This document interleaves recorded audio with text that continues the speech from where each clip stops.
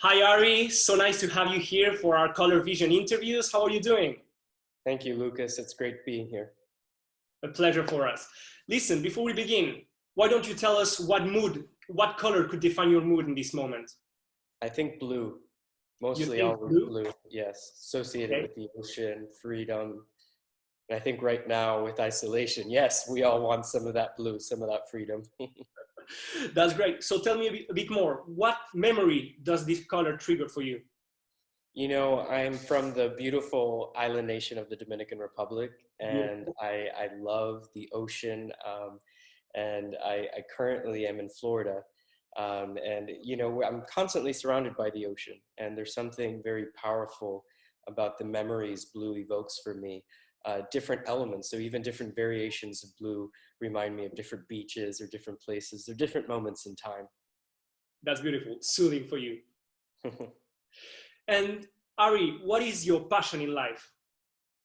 You know, I think our passion in life is something that we discover as we go, and you either reinforce it if you have a affinity for something, or you discover that. And you know, I've always been passionate about connecting people. And at this point in my career, it's more about connecting people within the science, technology, and design communities. And our passion is really embedded in interdisciplinarity. I personally believe that, you know, the projects that as humans we look back and we're proud of are the projects in which different communities came together, held their hand, and worked together to achieve a common solution. That's beautiful. And I think you opened the door for my next question, which is what is your field of expertise and what do you actually do in life?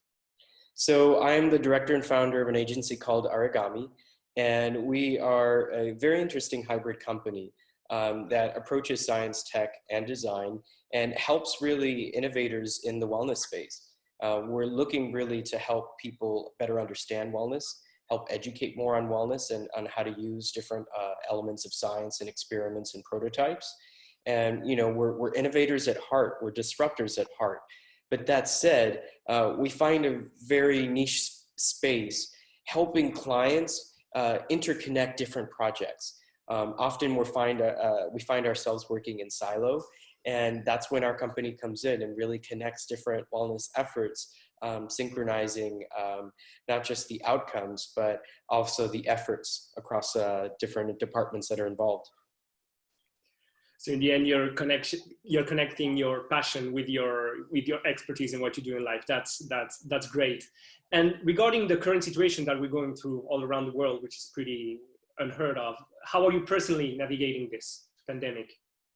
You know, these are for sure uncertain times. But I think, you know, being an entrepreneur for many years now, I think this kind of setting is nothing new to us. We understand that right now the challenges we all face are very similar, right? Right now we first have to keep sane because we're in very confined and limited environments. But besides that, we have to learn how to adapt and be more agile. And, you know, these are things that we can say we need all the time, but that are further reinforced, I think, during this moment. Sure. And so this is what's going on right now. And what is your vision for the aftermath of this pandemic? What do you think the world actually needs after this? You know, well, I think the world needed many things before it.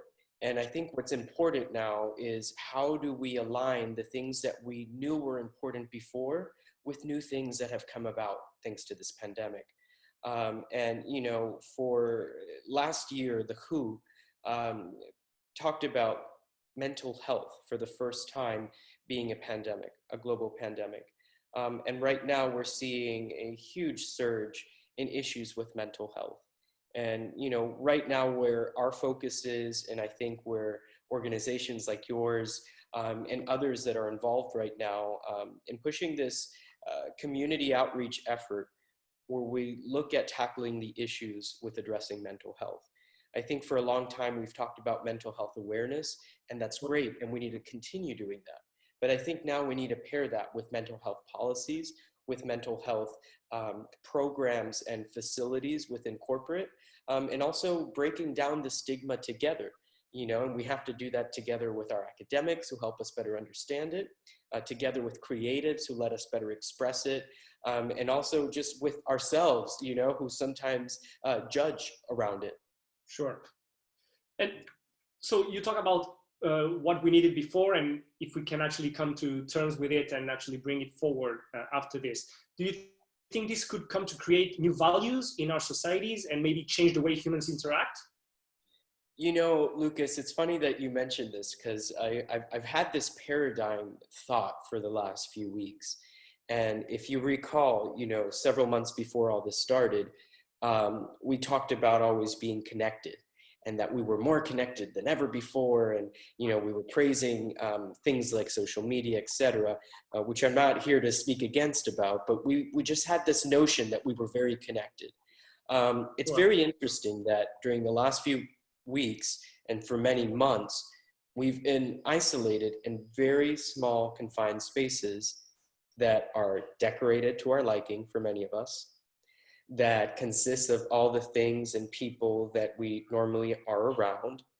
And for many of us, it's been both positive and introspective. I think for many people, it's been positive to reconnect with their families, to reconnect with one another. But at the same time, it's been very difficult for others who haven't faced, let's say, mental health, but pair this isolation with this anxiety, with this uncertainty in the economy. And what you have is a huge cluster of people now that perhaps couldn't vocalize mental health before, or couldn't understand when others talked about mental health.